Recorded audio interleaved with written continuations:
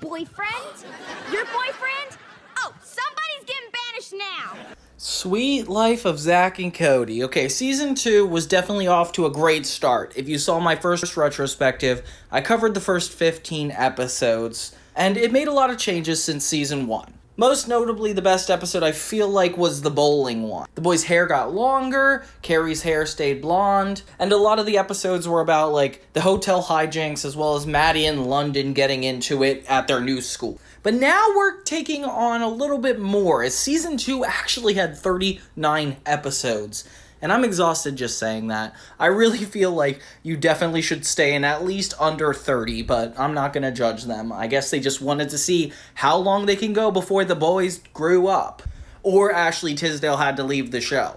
But we're still kind of in the golden era of Sweet Life. And I know I said golden, but now when I saw this next set of 10 episodes in season 2, I'm really debating it. I feel like these 10 episodes, the first 5 started going a little downhill, making everything they did in the first 15 start to get old. There's definitely some good moments and a lot of heart, but the episodes feel a little bit more bland, less personality driven, more like structured, and I don't really like that. I feel like a definitive marker for when things started to change were when Carrie Martin changed her hair. Yeah, it doesn't seem like a big deal, but her hair changed between episodes, I think, 17, 18, and the show remarkably picked up. You can notice the boys' hair got a little bit longer. I'm not sure if there was like a break in between this, but it started getting a little bit more boring, and then all the way back to super fun. So I'm going to cover the next 10 episodes with this little dip and then revival before we go to a third retrospective that'll have the last 13 episodes. So if you guys are buckled in, let's see what went on with the Sweet Life Season 2 in the middle. Around the time of making this video, I also learned a lot of secrets that came with the production codes and air dates these episodes. So stick around toward the end as we dive into more of the discrepancies that the Sweet Life took on. But without further ado, let's jump into the Sweet Life Season 2.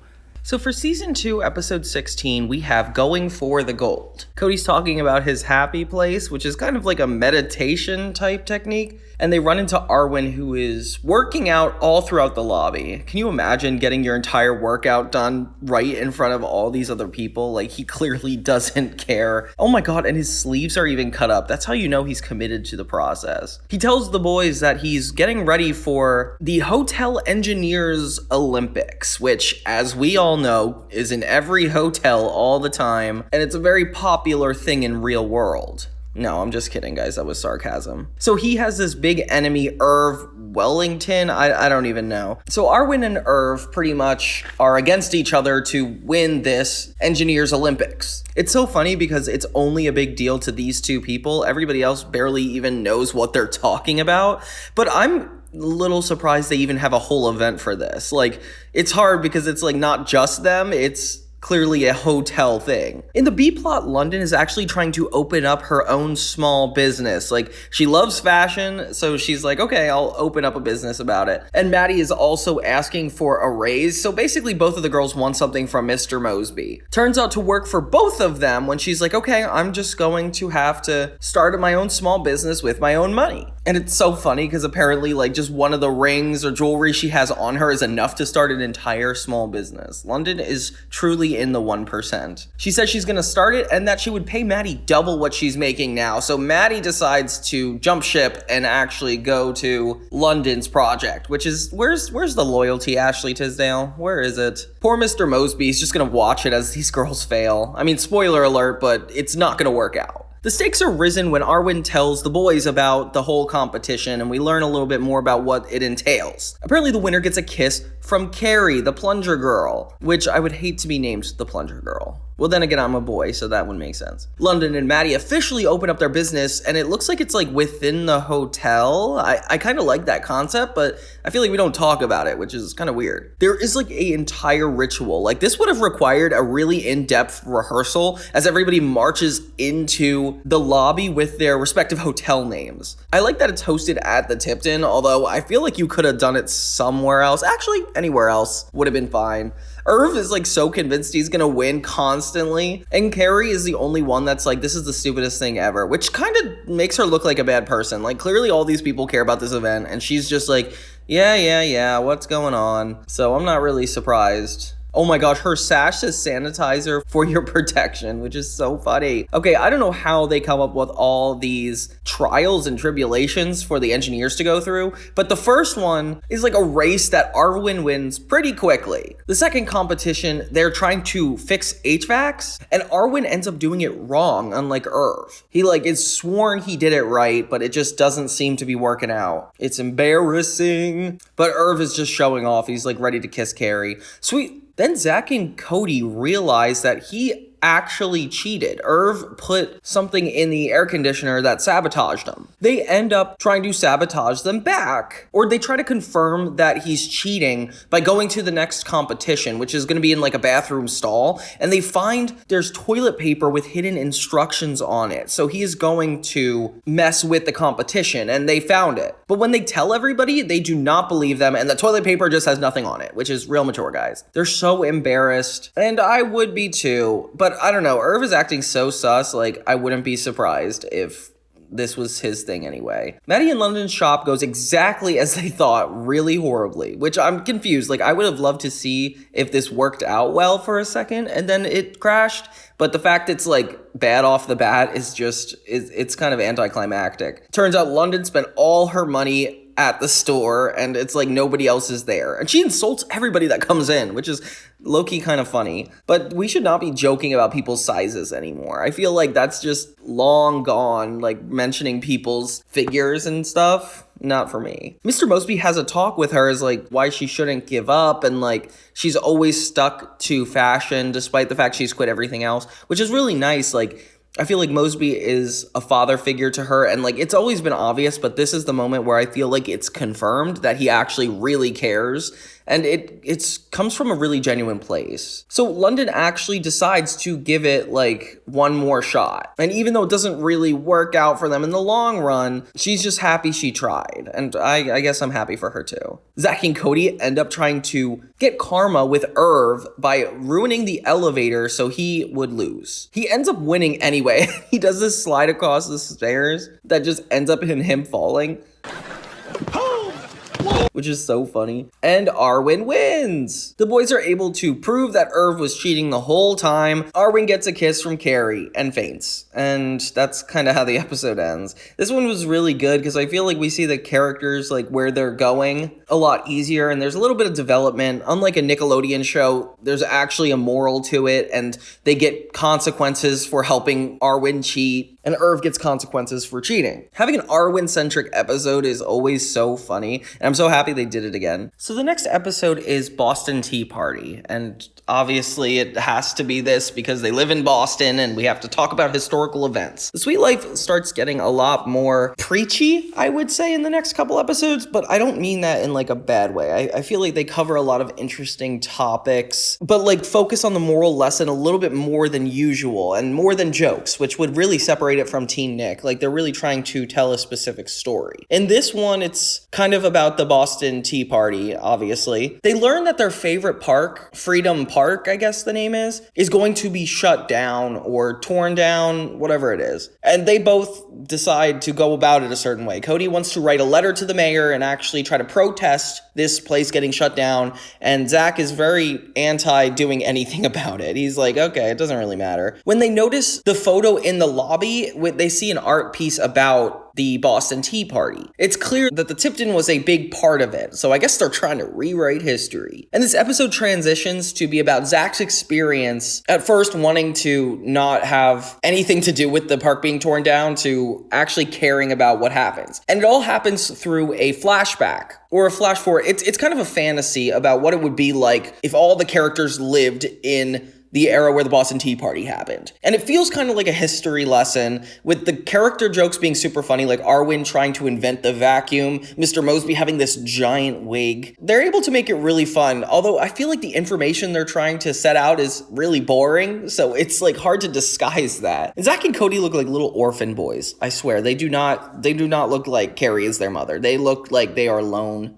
wolves. I noticed there's like not really a B plot in this because they wanted to focus solely on this fantasy of an episode, but Esteban takes the lead as they decide to protest the high prices, which I think we need today in this time. Like, I think we should do this now. There's a lot of really funny callbacks and like nods to realistic things that happen. Like Esteban saying like they need the right to vote because him and Arwen would be the only ones to do so, which is so funny because it's like they're the most incompetent ones. Not sure if that's like kind of like a slander at guys. I don't know. Zack still doesn't care in both realities until it actually affects him. He wants to get his favorite ice cream, but apparently it costs a lot more than before. So he actually makes a very quick character change. We cut to moments later when they actually win the revolution, when their protests actually work, and we don't really get to see the action, which it's kind of boring. They learned that everything came out well, and Zack realized that they can make a change just by doing a couple things. He wakes up from his fantasy to spill stuff on Cody's shirt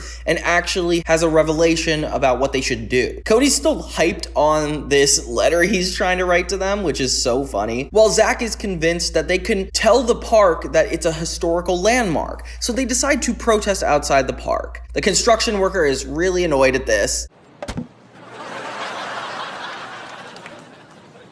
and London uses the protest as kind of like a photo shoot. But it's cool that Zack is spearheading this little protest, especially since it's reflecting history. Mr. Moseby ends up coming through and saving the day when they have proof that this is an official landmark and therefore can't do the construction. The long-running joke about Esteban not being a citizen and getting his American visa is really interesting. Like in this episode, he's just kind of a part of it, but they still kind of teeter on the fact that he is noble and actually cares about what goes on in this country, especially as somebody who isn't from here. He seems to have a really good understanding of what it's about, which is really sweet. Have a Nice Trip is an interesting episode of Sweet Life. It's pretty much about a con artist. It basically starts the episode with a man slipping in the lobby. Oh my god, Zack and Cody have done it now. They've got officially a lawsuit on their hands at the Tipton. I'm excited because that's a really fun plot. And I think it's early enough to be doing something like this. Mr. Moseby clearly knows who the perpetrators are, Zack and Cody, and he's trying to be super accommodating. Meanwhile, the boys are just hanging at the arcade, and they meet his daughter. She's basically acting like a fool. It reminds me of the Pool Shark episode of Drake and Josh when they were hustling people by saying they were bad at something, but then taking their money and winning.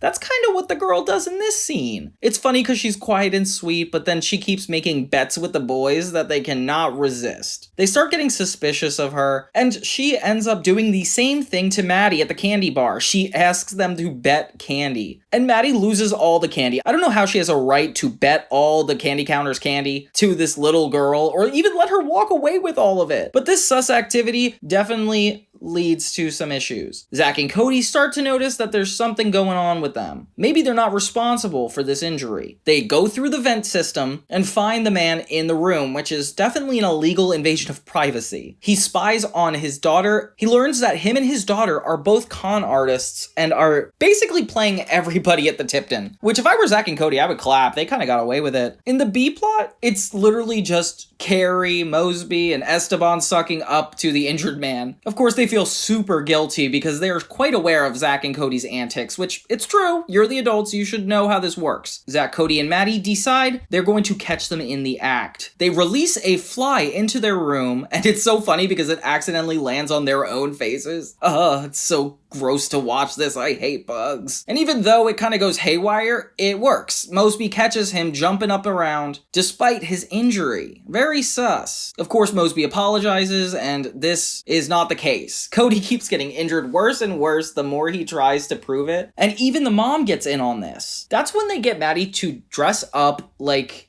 a really aggressive Russian massager to prove that the man and the little girl are lying. And honestly, it goes a little too far before they find out they're not. Like, Maddie flips him over, they take pictures of him, put hot stones on them. Meanwhile, Zack and Cody are trying to stall Moseby long enough to make sure they can check on this. The man sees his daughter in trouble, jumps up to save her, and everybody can see that he's not injured. If I were him, I would have ran at this point. This is like going to jail material. He ends up apologizing and leaving on some good terms, which I cannot believe. At least Moseby doesn't stand for it. He is kind of like, get out of here. This is fun because I like seeing Maddie, Zack, and Cody all working together. Like, they're a good team, the three of them. But watching the girl con all of them was priceless. Like, I could watch, like, con artist plots all day. It's a lot like the Drake and Josh one, but Sweet Life definitely takes their own spin on it, especially having it be about a hotel lawsuit. Like, that is something that has been overdue for quite some time with this series. I gotta admit, these batch of episodes are getting a little bit boring, though. Aside from the fun one-off jokes popping off every now and then, the plots are very simple, and it's almost like the characters are just getting through dialogue through the episode. We're not having a lot of laughs. But things definitely get more interesting with episode 19. So the next episode, season 2, episode 19,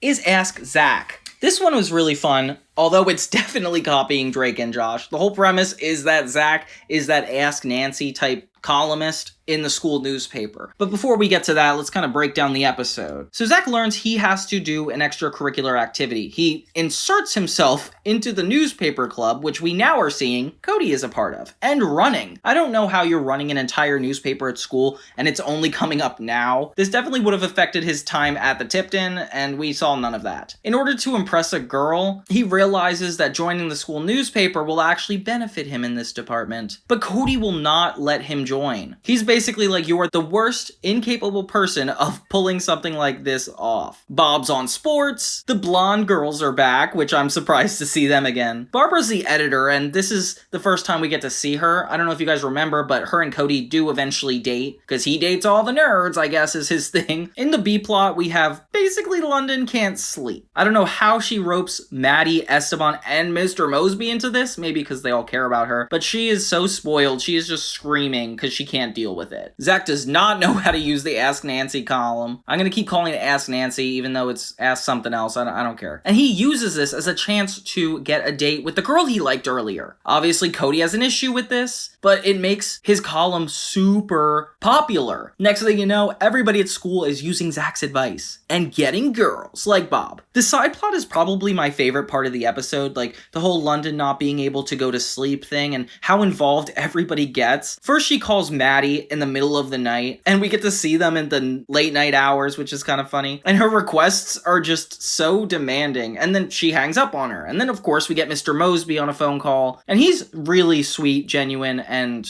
actually cares about her. Like, this is a moment that we see his true colors, and I love it. Everybody's exhausted the next day for helping London sleep, except for her. So they're like falling asleep at their jobs. Zack ends up getting a date with this girl because of the Ask Nancy column, and she finds out that he is Nancy. Very different than the Drake and Josh episode. In Drake and Josh, it's more about the embarrassment of it all, and in this one, it's more like the immoralness of it all. Because when the girl finds out, she's angry, and I would be too. It's definitely an invasion of privacy and trust. Although it is a public column, so I don't know why it's fair that you can get that mad. Like, you were the one who followed the advice, like, leave it alone. No, I'm just kidding. They try to help London sleep by having Esteban being a giant sheephead, and I don't know about you guys, but this would give me nightmares. Their techniques are really thoughtful, like pushing the bed back and forth to feel like she's on a wave, and Carrie even coming over. I can't believe how much people care about London. And it turns out everybody falls asleep except for Carrie, and that's kind of how it ends for them. Cody's upset because obviously he reveals himself as Ask Shirley in the column to kind of make it up to the girl. And this literally was exactly what Cody was talking about. Like, this is why Zack should not have joined the paper. He did exactly what he said he would do. And even though the girl forgives him, poor Cody, this episode does not work in his favor. I do like these anonymous advice column ideas. It reminds me of Ask FM or those 2000s social media posts where you post anonymously, but you kind of give a hint to who you are. I don't know why. Like, at that age, we were just so curious to know more about each other outside of our normal everyday life. That need evolved into social media, but for the time being, this was all they had. Or at least this was all the writers that wrote this show thought they had. I'm sure they grew up with even less, because this was definitely a multimedia era. But a good one. A good episode all around. So season 2, episode 20 is That's So Sweet Life of Hannah Montana. The beginning of a trilogy of episodes that cross over some of the most important franchises of our generation. And of course, its second episode is the sweet life of Zack and Cody, taking off from where That's So Raven just started. So Raven is stranded at the Tipton after her flight's been canceled. I'm not sure if you guys remember, but in the episode before this, she had this whole fashion show where she checked into the Tipton. Here we follow Zack and Cody and their storyline. They're getting ready for their mother's birthday, and it's gonna be a whole surprise. But when they run into Raven, she warns them and has a vision that they are going to be harmed during this experience. Which, can you imagine if somebody came up to you and is like, don't go to your mom's birthday party? Like, I would be terrified. Seeing her interact with all the Sweet Life cast is really funny. Like, Raven Simone and Ashley Tisdale have good chemistry. I love how Cody even questions how Raven has her visions and, like, enacts it himself. You were doing this.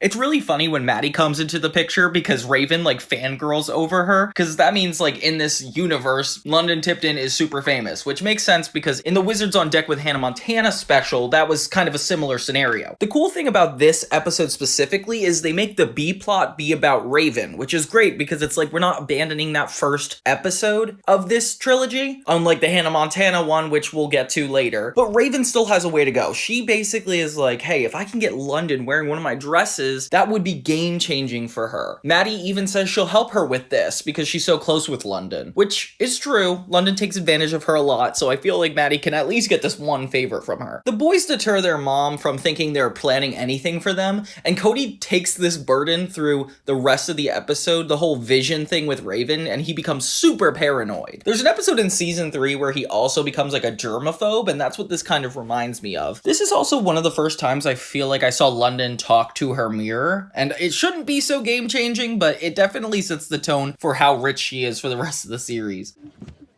So, how do I look? Fair. Maddie, can you move before it cracks? She pretty much does not want to wear Raven's outfit, and Maddie is a little bit annoyed at that. It's so funny when Zack mocks Cody and uses Raven's whole vision thing for it. Wait a minute. I'm having a vision.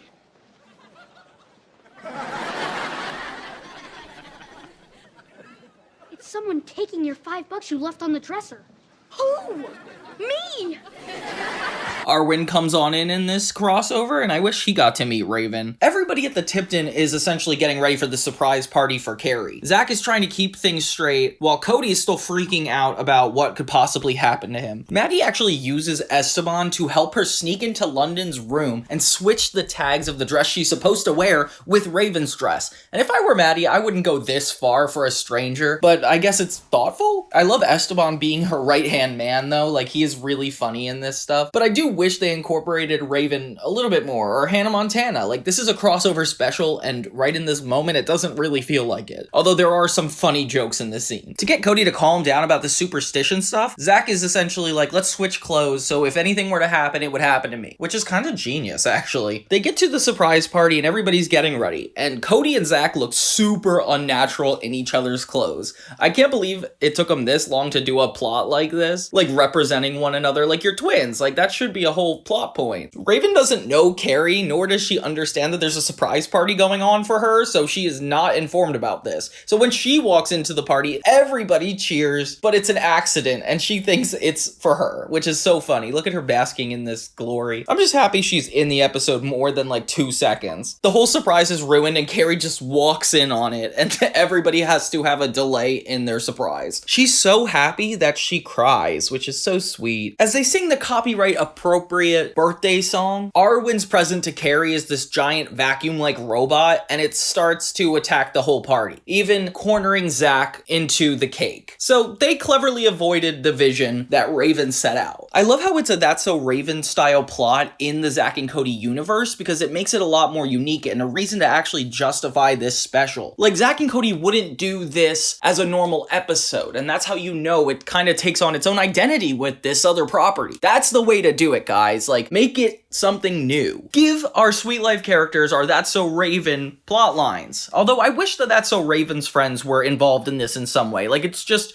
Raven Simone going to a different set. Like, come on, guys. In the end, London does wear Raven's dress, and Raven's super excited about it, but London feels betrayed because she realizes it's not actually a Louis Vuitton, and Maddie switched the tags. London feels betrayed, but everything kind of gets solved when Hannah Montana enters the Tipton. So this is kind of nice. I feel like this is the best part in the 3-part special because they actually incorporate all 3 shows. Something that Wizards on Deck with Hannah Montana actually never did. Like, when Miley comes in, she compliments the dress, and it kind of solves the whole problem, making London feel a lot better about Raven's choices. Seeing Hannah Montana and London vibe is also cool because you get a more grand scope of what this world's actually like, especially for the celebrities. Overall, this is definitely one of the best Disney Channel crossover episodes, and even though it's oversaturated with bad specials, I feel like this is a gem in all of them. So the next episode after The Sweet Life of Hannah Montana, season 2, episode 20, we have episode 21, and it's called What the Hey. It kind of has a similar premise to that movie Yes Man, about that character that has to say yes to everything in his life, and I feel like What the Hey is kind of a parody on What the H-E double hockey sticks. But yeah, it's pretty much Zach's influence over Cody, overriding his normal beliefs. Zach's able to convince Cody to skip school one day, to just go to the mall. Apparently he does this all the time, which I don't believe because Cody's with you all the time. Like, you would know if Zach got away this often. He doesn't. They spend their whole day pretty much at the mall. Zach does an impression of Carrie to tell the school that they're not coming in that day, and I don't know how he's so good at it.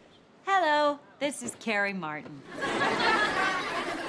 Zack and Cody are homesick today. Of course, they probably got the voice actress to actually use her own voice, but it's so funny coming out of Zach's mouth. In the B-plot, London is dealing with one of her dad's new wives. Another time we don't see Mr. Tipton, but we get to see somebody involved with Mr. Tipton. This woman just comes in and acts like she could just get all the love she wants from London, but London's pretty cold to her. You never really see London be this way toward other people, unless they're poor, I guess. And Maddie tries to get her to be an optimist about it. Like, actually get to know her. Like, maybe this woman might last a while. And as the viewer, like, I'm thinking that they're setting us up for a recurring character, or this woman will come back. But she is kind of annoying the way she inserts herself into London's life as such an older woman that doesn't really have to do with what London's up to. It's definitely inauthentic. During the whole mall experience, Bob even shows up, Cody and Zach's friend from school. He is one of the funniest side characters, I swear. The conflict actually arises when Carrie goes to the mall that day.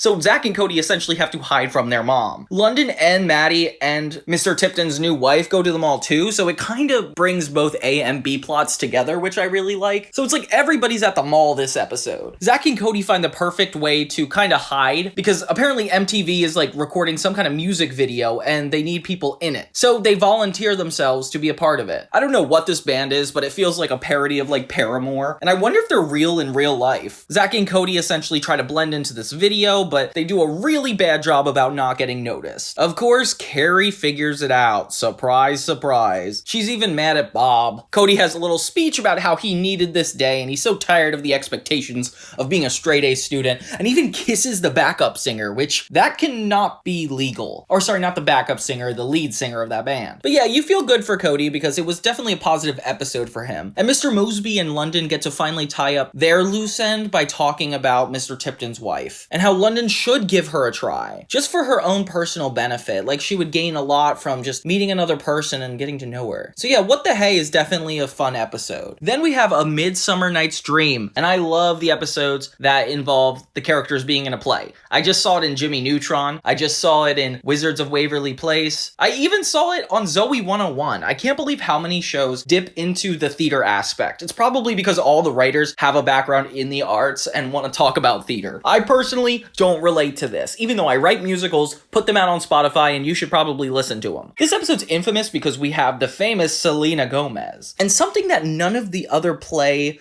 or theater-like episodes do is reflect the play they're making it about. Like, they do A Midsummer's Nightmare, which is kind of a parody of the Shakespeare show, A Midsummer Night's Dream. And it's so funny because it's all about this miscommunication of love and, like, different characters falling in love with the other ones. And they actually make that happen with Zack and Cody's plot lines. Like, Zack's involved in the school show just to get closer to specifically the girl Selena Gomez plays. Cody is really upset with his part because he has to play like a donkey. This girl that keeps following Zack around is trying to get in between him and potentially Selena Gomez. I love how Cody's not even a threat. But Zack does get closer to Selena, making Cody pretty angry, but it's not their fault. Like, they genuinely have a love story together. The whole B-plot is actually that Carrie joins the theater troupe and helps them direct the show, but she becomes like the most pretentious character, even going so far that the theater director is like, what the heck? Cody tries to get back at Zack by going with his crush, which I think that's a fair game. If that weren't enough, the girl who had a crush on Zack is now trying to get with Cody to make Zack jealous, and Cody has to wear a donkey head the whole time. Selena and the other girl end up getting in a fight on stage during the show, which is totally how theater works. Their personal problems literally come onto the stage, with Carrie trying to hold down the fort, but to no avail. This is like just a giant mess. Meanwhile, London, she's inspired by the Asian principles of feng shui, and it's really cool what they do with the Tipton. They add like waterfalls and kimono robes, and even though Esteban, Mr. Moseby, and Maddie are culturally insensitive and don't like the outfits, London keeps trying to push it and make it worse, which is so funny. Like, her privilege allows her to literally take 5 other people's jobs and just up and like switch them around, and they just have to deal with it. Like, that is a little too much privilege. Basically, this whole setup gives them a lot of good luck and great things start happening to them. But once the good luck starts to go away, everybody kind of abandons this whole theme. And it kind of reminds me of how people want to jump into other cultures, but the second they don't love something about it, they kind of step away. And it's really funny because obviously Esteban isn't even involved in the American culture, and yet he has the same situation. London ends up changing her mind about the entire idea. This part's a little dark. London is talking about her father and how he like bulldozed through a farm, and it's clearly Esteban's farm, which is way too topical and kind of dark looking back at it. All around, this episode was just full of fun. I like that we step out of the normal sweet life plot lines and follow Zack and Cody and their love stories, especially in the play context. Like, there's just so much you can do with actors acting in a play within the universe. It's just so meta and funny, and all the miscommunications do it really well. I like how often they're on stage and giving lines to each other. Like, it's a fun episode. See, the boring parts of season 2 of Zack and Cody are starting to be lost on me. I'm having a really good time as the episodes progress. I feel like they're a lot more interesting. The only one I really didn't love so far was the con man one, mainly because it's like, it just felt like an earlier season 1 episode with the characters less developed. And even though I liked seeing Zack and Cody in the vent system, it just didn't add too much to my life. So surprisingly, Lost in Translation doesn't translate well. It's season 2, episode 23, and Mr. Moseby is expecting this Japanese company to stay at the hotel and hopefully come again next time. Kind of reminds me of Nintendo. Oh my gosh, can you imagine if Nintendo checked into the Tipton? That would be such an unnecessary crossover. Cody reveals that they're also having a international day at school where they're talking about different languages and cultures. When the company comes in, he even attempts to talk to them in Japanese, and he is so wrong with this. It's kind of funny.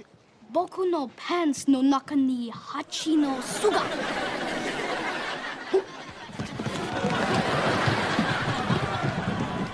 Maddie hears that London is going to just throw away her clothes, which is very wasteful, so tries to kind of get her to let her get some of her clothes. Later, Zack and Cody accidentally push a woman over in the lobby. What the heck? And it turns out to be a famous Japanese singer that is going to be singing at the Tipton. So Moseby is pretty angry. They end up inviting the singer over for dinner, which is actually kind of sweet to think that they would have a relationship with this older woman. And it's cool that she's also a singer, so like inviting her to dinner would actually give her and Carrie a lot to talk about. A lot of the jokes in this episode are about the international customs. Like, Komari brings a fish to the boys' house and they're more like, what the heck is this? And that's kind of the butt of the joke. The whole B-plot with Maddie and London is actually them getting stuck in London's closet, which is super funny. It's like probably the wackiest thing that happens between these two girls. Kind of reminds me of the Drake and Josh Treehouse episode, where it's like these two characters can't get out and they're like almost trying to go into survival mode. Zack and Cody actually bring Kimiko to their international day as like the presentation, and they end up leaving her behind, which is kind of rude. Like, you bring this woman to a new place, she's not used to anything going on, and now she's just by herself because Zack and Cody went off with the girls they impressed. Of course, Mr. Moseby is looking for her, and Zack and Cody do not know what to tell him. And then they got that famous meme, how do you lose a woman? How do you lose a woman? You forget to cherish her. And obviously this is like a really big cultural moment for the whole show. And the rest of the episode is trying to find this woman and bring her back to the Tipton. On the sidelines, Maddie and London are starting to turn against each other in the closet. London apparently found mints to eat, and Maddie is really sus of it. And they all get into a big fight. And this is where the episode takes a really crazy turn, because they need somebody to perform at the Tipton, since the singer is gone now. I don't know why they're not more concerned about finding her than putting on this performance, but I guess I can't critique. So Carrie, Zack, and Cody dress up in Japanese attire and put on this really awkward musical performance, which I don't know how they would be doing this well for something they like couldn't have rehearsed. They even wear makeup and wigs. It is crazy. I don't know if it's offensive or just off-putting. The actual singer returns to cheer them on, but Mr. Moseby obviously gets her up there first. This is kind of the annoying part. She sings Happy and You Know It, and everybody gets into it, and sure, it's enjoyable, but it's like, why that song? She's supposed to be a famous singer. That's not even like a birthday song material. London and Maddie actually do have a moment in their closet, which means that this whole plot wasn't for naught, until Master Moseby comes to save them, and it seems like they digress in terms of their friendship. So, great episode overall. We only went backwards in our plot. But I really like the cultural appropriation in this episode, and that they use the plot to kind of make it make sense. And of course, Zack and Cody leaving the singer behind at school is like a funny flaw that their characters had made. And there's the famous meme that we'll never forget about from this episode. I can't believe how many moments in Sweet Life had gone so viral in that sense. The next episode of Sweet Life is called Volley Dad, Season 2, Episode 24. And this I was surprised because, one, Carrie's hair had changed significantly since the last episode, so it feels like a whole different tone altogether. And same thing with Zack and Cody. Their hair also has gotten significantly longer, and it's noticeable. We even get a more character-driven episode because Carrie comes home with a boyfriend that she's been with for quite some time. There's a really funny bit where the boys are asking where she's been all night because it seems like they're overprotective fathers. You're gonna go straight to your room. This is my room. Well, then you will stay right here, and we will go straight to our room. But it's just sweet. In the B plot, it's all about volleyball. We get some of the High School Musical girls back, and I guess they're just interchangeable because they just take random ones and put them on a team. London is super bad at volleyball, and that is no surprise to me. But she has a crush on this guy at their school, so she's trying to act into it. Oh my god! Mrs. Briggs from iCarly is the gym coach in this, which is kind of funny because she's really intense as it is, especially if you know that show. It's weird to me that the episode is named after the volleyball plot as opposed to Carrie's new husband plot. Like, that other one seems a little bit more impactful to the overall series. Zack and Cody actually called their dad because they're worried about their mom and this new guy. I mean, Cody's worried. Zack just wants to be rich, and that would happen if they got married. The dad is actually kind of supportive. He's not super against it. He's a little jealous, but I kind of like this guy and how he treats the boys despite them being apart. It becomes a really awkward dinner because suddenly Carrie's ex-husband and her new boyfriend are having dinner at their house, all because of Zack and Cody. And I don't know why these boys are making all these inconvenient experiences for this mother, but it's funny because Kurt and the new guy actually get along surprisingly well. I was not expecting that to happen at all. Mr. Moseby obviously also wants them to take away the kids, so Zack and him are trying to vouch for the marriage, which, by the way, I'm pretty sure he's gonna propose to her. Maddie cares way too much about winning this volleyball tournament that when she notices that London plays really well once she's mad,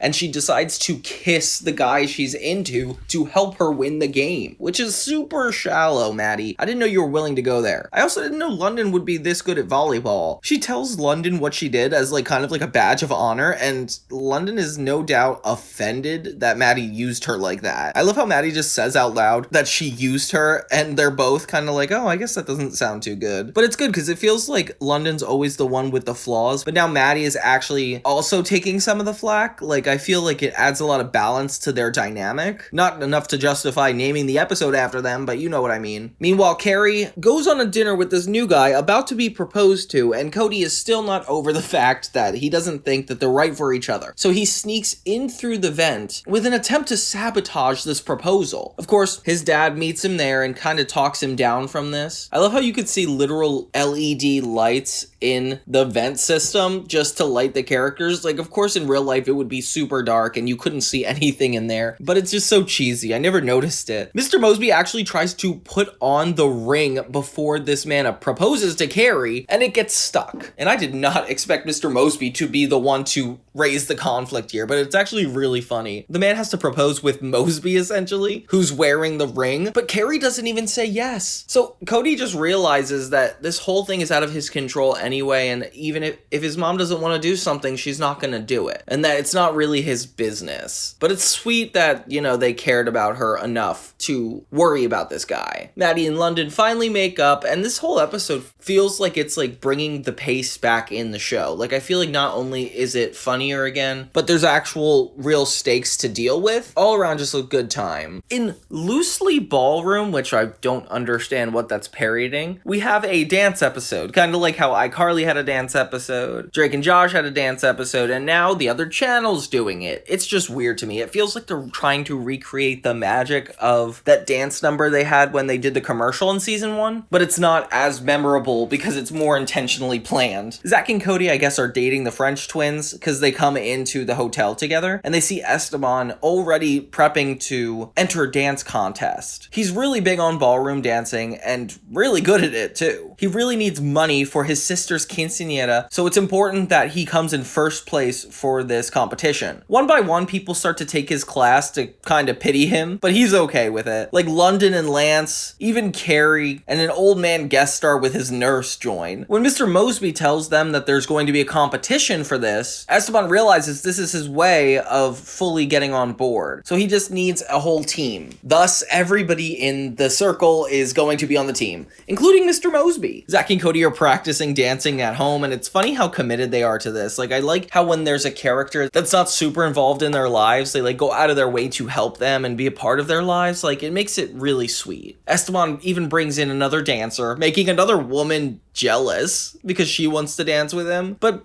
pretty much the next part of the episode is everybody having trouble with each other. Like Zack and Cody have trouble with their French twins, even having to switch. Carrie and Mr. Moseby do not have a lot of flexibility together. And this is like Esteban's only chance to get this money. And it's just him complaining the whole time, which they're helping you. Give him a break. Although they're so embarrassingly bad, they do not know what to do about it. Carrie ends up being the best dancer, so Esteban has to take her from Mr. Moseby. Although, plot twist, the night of the dance competition, Carrie is sick, so they have to kind of rely on everybody but her, which is embarrassing because everybody's pretty bad. Zack and Cody make their dates angry because they keep trying to switch them and even accidentally insult them, so they can't go on together. They try to make the episode more about the boys when really it's about Esteban and have them dance together. We think that they're gonna win it for everybody, but it turns out they do this lift that is illegal in this competition. Did you see that, Esteban?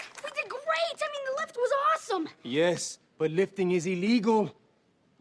I'm sure no one noticed. We noticed. Which I don't know why a lift would be illegal in a dance competition. London and Lance do a poor job, and Carrie tries to pull through, but it is not working. Esteban thinks that his old dancer comes back, the one with experience, but she really just has a new partner, and so he's triple doomed. Until they find out that the nurse actually paid attention all the dance classes, and she wants to step in, which is, I don't know how you'd be good just by watching like that, but whatever. Her and Esteban have an amazing performance, and they actually win right then and there, which, is there anybody else at this competition beside them and the other two? It's definitely a surprising episode. I expected it to be a lot more like the bowling episode, where the entire Tipton has to be a team for some kind of event, and we have all these unlikely characters joining, which reminds me, I wish we saw Arwen in this episode. Like, he would have killed it in this plot. In that one, Zack got punished, and that was really the issue, because it's like they could not win without Zack. And in this one, it's kind of the opposite. Moseby doesn't care as much about this specific one, and it's more on Carrie's shoulders, because she's the only good one. And then when she gets sick, obviously that adds a layer of complication that makes them have to switch it up. I'm just glad it was less like it than I thought, but they still found a reason to bring all the characters together for a competition. Season 2 2, episode 26 is called Scary Movie, and I can't believe how many Disney Channel shows specifically did episodes about the kids seeing a scary movie and then not being able to deal with it. In this one, Zack and Cody are focused on trying to take their French twins to the movie theater. And can we just talk about this relationship for a second? Like, two blonde twins have to date two blonde twins. Like, I don't know why this just feels unrealistic, and like the writers were like, oh, maybe twins just usually pair off. It cannot be accurate though. It's more so about Carrie's relationship with the boys, because she does not want them seeing a scary movie, but the boys kind of want to go to the movies alone. They use it as an excuse of like, they just don't want to be bogged down by their mom, but really it's to get away with seeing this R-rated film, which I think it's implied that it's R-rated, but they don't say it since it's Disney. Like, they don't want to promote people actually doing something like that. In the B-plot, it's super funny because London tries to act poor to impress a guy, which is like the opposite of what you would expect, like somebody acting rich, like Miley did in that one episode of Hannah Montana. This guy is like super into only poor girls, which is weird because I didn't realize that that was a taste people had. Maddie bets that she can't really pull it off, and London tries to anyway, which is funny because she really doesn't know anything. Zack and Cody try to pitch to their mom why they should be going to this movie alone, and she agrees under the guise that they see the movie she picks out. I would be really upset about this. If my mom was like, you can only see the movie I want, I would be really annoyed. I don't know what she would even pick. London is so bad at being poor, she doesn't even know what a Subway is, and she thinks that Moseby and Maddie are trying to tease her about it, but really it exists. When Zack and Cody get to the movie, Zack is like, clearly we're gonna see the horror movie, and Cody is like, but the rules! They end up seeing the scary movie and defying their mom, and it becomes like one of the scariest things they've ever seen. They try to pretend that they haven't seen the movie, but Zack is actually really terrified. I was not screaming, I was cheering. Don't you turn out that light! And I love that he's the one that's secretly more scared of it, and Cody is like trying to rein him in. Later, Mr. Moseby comes to work, and the entire Tipton is barricaded with furniture. Of course, he thinks it's the boys, and right away we don't think they did it because we didn't see them do it. Carrie brings out the boys to tell Mr. Moseby they didn't do it, but he does not believe them. And it's so funny that she expects him to, because I definitely think if I were Carrie, I'd be like, yeah, these boys are definitely lying. Cody's like, we have to come clean, and they find out that Zack is the only one that could have done it, and he's embarrassed. Meanwhile, London pretends to be working at the counter to impress the guy because he's excited for her to be poor, and she gets herself caught in doing Maddie's entire shift for her. But hey, that's what she gets for doing this. Like, not only are you lying to somebody, you're pretending to be poor. Like, of course you're gonna get your comeuppance. She ends up blowing up on the guy because she's like, I am not gonna pretend to be poor anymore, which is like, nobody asked you to play poor. The guy says that he actually doesn't discriminate based on rich or poor, which I don't know. That's all you've been talking about, is how excited to be poor you are. And I guess the two are not over. They go on a date. Maddie is like perplexed, which I would be too. And the next night, Zack actually does the same thing he did before. He's trying to keep out the zombies subconsciously because he's scared of that movie. And Cody's trying to stop him from doing it because obviously they don't want to get in trouble for seeing it. With everybody trying to catch who done it, Cody even falls for the traps they set up to prevent him from doing it. Mr. Moseby is super surprised to find out that he's doing it without his own volition, that he's not choosing to be scared. He's just scared of this movie. And he uses this against Carrie as being a bad parent, which is kind of rude, Mr. Moseby. But I don't know, Carrie is pretty upset because that's exactly what she told them not to do. She takes them to the really cringe Lassie dog type movie. And it's a fair punishment. I feel like Cody definitely gets rewarded for his good behavior in this, and Zack is punished for sure. They've been really getting on a good stride of their chemistry lately. I feel like it's been so dependent on the scripts themselves, but it's at this point that Sweet Life is picking up a natural pace based on how they actually interact with one another, making it a lot more funnier and a lot less held back. I don't know why, there was just like 5 or 6 episodes I felt a little bit bored with at the beginning of this season, but I'm not sure if I can pick up on why. Like, can you guys tell? I don't know if you feel the same way either, and it's definitely not just because of Carrie's haircut. I know that the hair is not that big of a deal, but it did change a lot mentally for me. Okay, so you know how there was something weird about Carrie's hair, where it automatically went to being brown and down instead of blonde and up? So this is an episode discrepancy. It happens when production dates and air codes don't match up. And I already made a video about this, but let's talk about it. Throughout its run from 2005 to 2008, many episodes of Suite Life were filmed in one order, but aired in a different one. You are right. Show business is dog eat dog. Below, we'll explore each season with a detailed comparison of production codes versus their air dates for every episode, and you guys are going to be surprised with what I've found in these numbers. So season 1 of Suite Life of Zack and Cody consisted of 26 episodes. You'll notice right away that some of the episodes did not air in numerical order of their production codes. Right from the start, Disney Channel made the decision to not air the pilot episode first, one of the biggest moves. The series premiere on March 18th, 2005 featured Hotel Hangout, which was production code 102, meaning not the first episode. And they also aired The Fairest of Them All with it on the same night, with its production code being 104. So episode 2 and 4 that were filmed were the opening episodes. Meanwhile, the intended pilot episode, which was Grounded on the 23rd Floor, carried the production code 101, but didn't air until episode 5. In other words, the very first episode they filmed was held back a few weeks. This is likely because the network wanted to launch the show with a stronger, more audience-friendly story and pair 2 catchy episodes on the premiere night rather than the standard pilot introduction. Which makes sense, like sometimes you don't always get hooked by the pilot. Another noticeable shuffle in this season involves the holiday-themed episodes, which is not a huge surprise. The Ghost of Suite 613, which is the one where they're all in the haunted suite, has the low production code of 109, meaning it was produced as the 9th episode, but deliberately aired in mid-October 2005 as a Halloween special. Same thing with Christmas at the Tipton, which was produced super late in the season, which is with the code of 123, but aired on December 10th, 2005 in time for the holidays. These timing choices suggest that Disney Channel held those episodes to coincide with these events rather than airing them immediately after they were filmed. Overall, season 1's airing order was significantly rearranged, especially when it mattered. Only a few episodes aired in the same sequence as their production code. For example, Maddie Checks In, episode 3, is production code 103, close to production order, but the others were shuffled around, and despite this, each episode's story still kind of made sense on its own, so you couldn't really tell the difference, except for a keen eye did notice that episode 5 felt like it was introducing things a little too fresh for what it was. We'll discuss the viewer observations later, though. Check it out!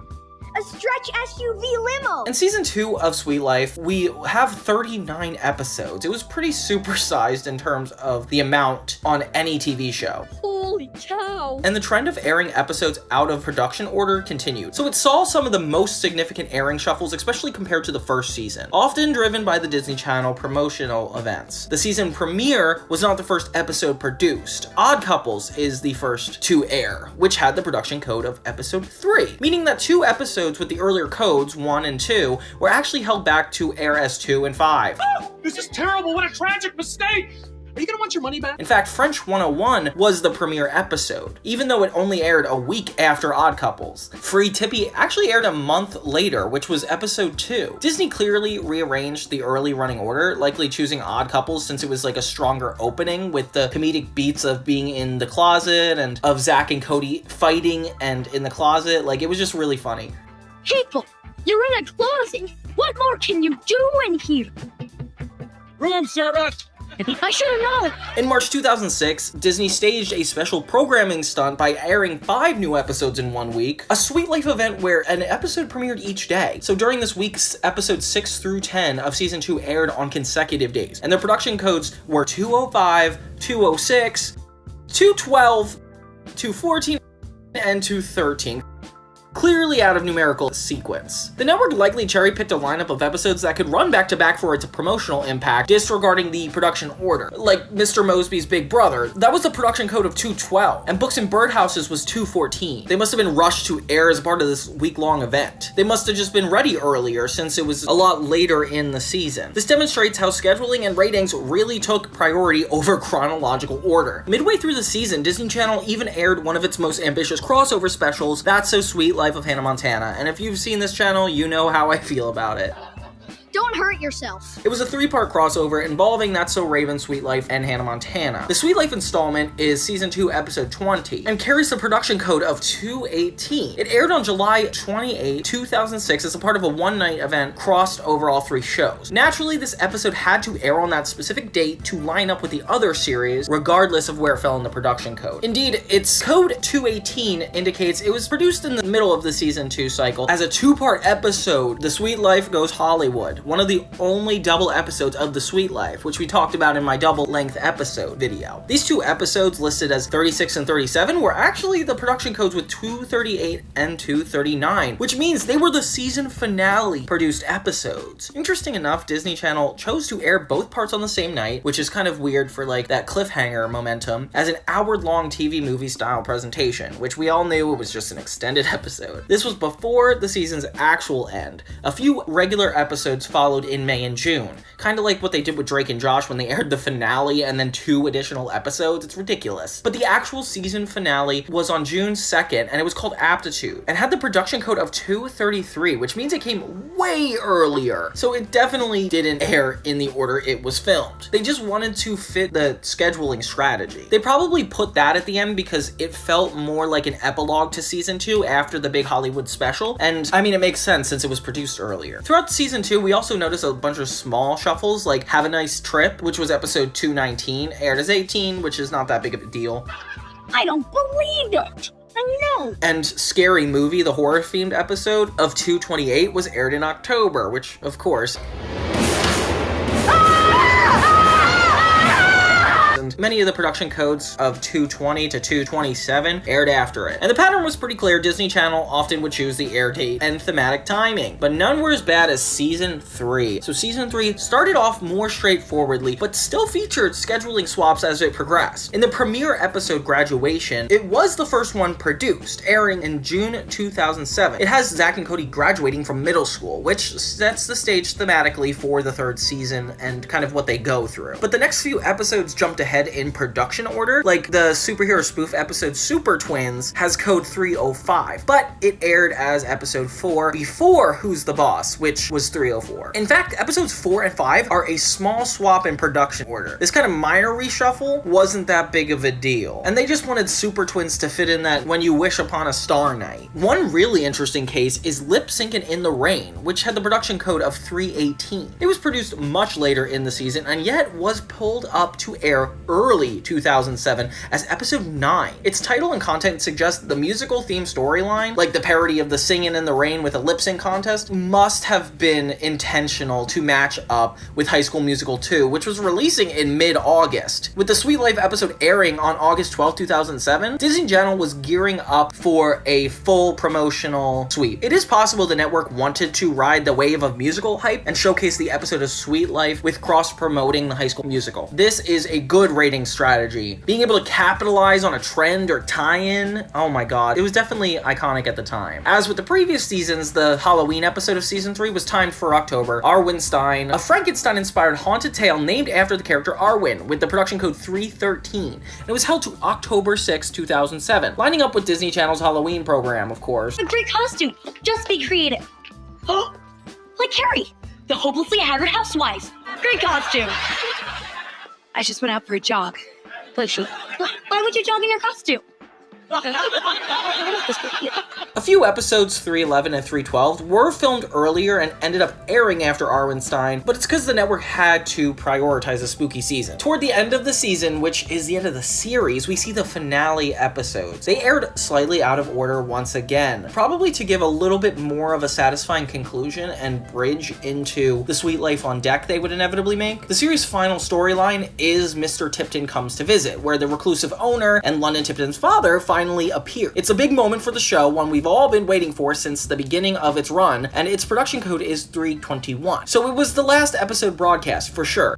I'm not cleaning that up. But you'll see that the episode 322, Let Us Entertain You, was actually filmed after the Mr. Tipton episode. So I guess that would have originally sold as the finale, but instead ended earlier. In effect, the actual last episode produced was shown second to last, allowing the intended finale, which is Mr. Tipton's visit, to remain the final chapter for viewers, which meant the writers really did want this to serve as the last one. Sometimes the writers do know what they're doing and can intentionally align with Disney Channel's ratings, allowing them to kind of have the upper hand in what they want to tell in the final story. Disney Channel definitely wanted the series to end on a more meaningful note, rather than like an arbitrary episode like Benchwarmers or Romancing the Phone, which are production codes 316 and 317. It's a small swap in spring and summer of 2008. The two episodes featured the recurring character Barbara and some ongoing gag continuity, but the swap suggests that maybe there was an earlier episode ready, and the network just saved Benchwarmers for a mid-July slot when the kids were on summer break. Overall, season 3 continued the practice of tailoring the air date to the Disney Channel scheduling needs, but also kind of tried to make it work in the grand scheme of the storytelling. Ow, ow, ow. Oh, so that's where my donut went. By the end of the series in September 2008, The Sweet Life of Zack and Cody had rarely ever aired strictly in the sequence of the episodes being produced. It definitely makes me think that they wanted Let Us Entertain You to be the kind of bridge into The Sweet Life on Deck. One might wonder, like, did shuffling episodes confuse the audience or disrupt the show's continuity? I mean, Sweet Life of Zack and Cody specifically was a highly episodic sitcom. Each episode was pretty self-contained and wasn't really ruined by airing out of order. Therefore, the impact on continuity and character development was pretty minimal. However, attentive viewers could still notice the oddities caused by the out-of-order broadcasts. I mean, looking back in time now, although while The Sweet Life Goes Hollywood was just an episode in the season, if it showed up on Disney Plus and had that as the season finale, I would probably think it was a bigger deal than it is, meaning they didn't really adjust the episode order to fit long-term. They were just focused on what needed to be done then. Grounded on the 23rd Floor was shot first as the pilot, but aired as the 5th episode. That's one of the biggest differences we have to keep noting, with the setting and character interactions feeling definitely like a show introduction. Like, the set and props were different, super noticeable, and even Maddie's hairstyle and uniform looked slightly off to the episodes compared around it. The dialogue in that episode felt a little more expository, like pilot-like tone, where they introduced everything very clearly, and this is when most of the fans started picking up on this. Hannah Montana couldn't have really pulled something like that off, as the first episode was Lily finding out Miley's secret, and that was known throughout every episode after it, so obviously you can't do it with that. Nonetheless, the storyline of the twins being grounded was self-contained, so the casual viewers could enjoy it without realizing it was meant to come earlier. It was a minor continuity hiccup for the viewers, but it definitely wasn't a big problem. The recurring characters and ongoing character threads were interesting though, because Cody's recurring girlfriend, Barbara Brownstein, occurs in season 2 and 3 as a classmate who competes academically and eventually dates Cody. That's tasty stuff! What a sugar rush!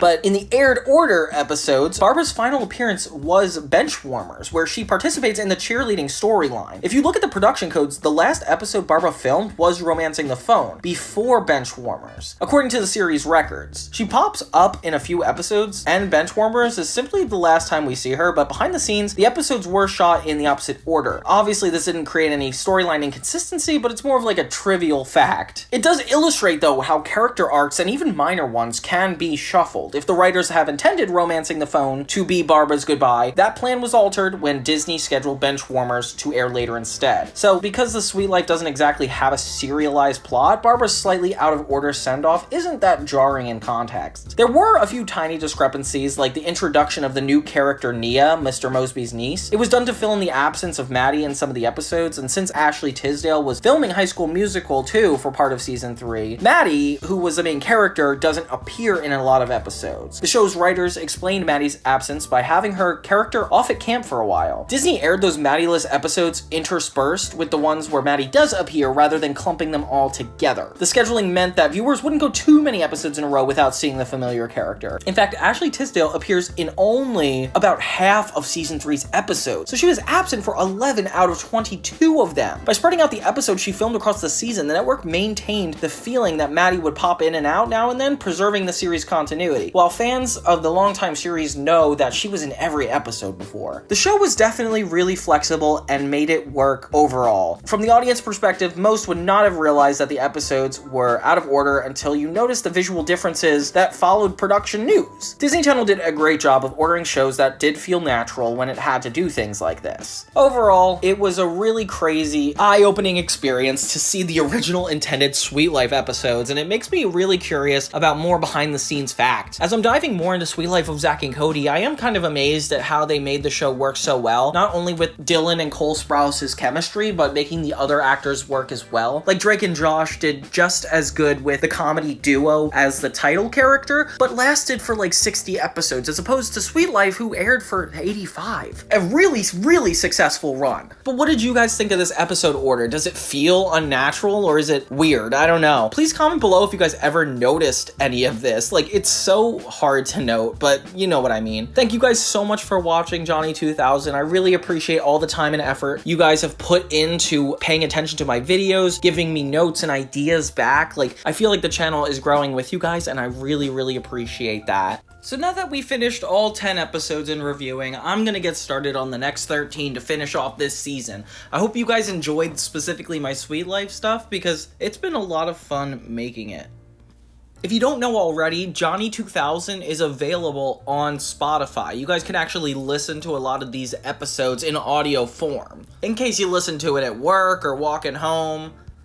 And if you want early access to over hour-long retrospectives like this one in the future, you could be one of my Johnny 2000 members. So thank you guys so much for watching. Please don't forget to check out some of my other videos, subscribe, and I'll see you guys next time on Johnny 2000.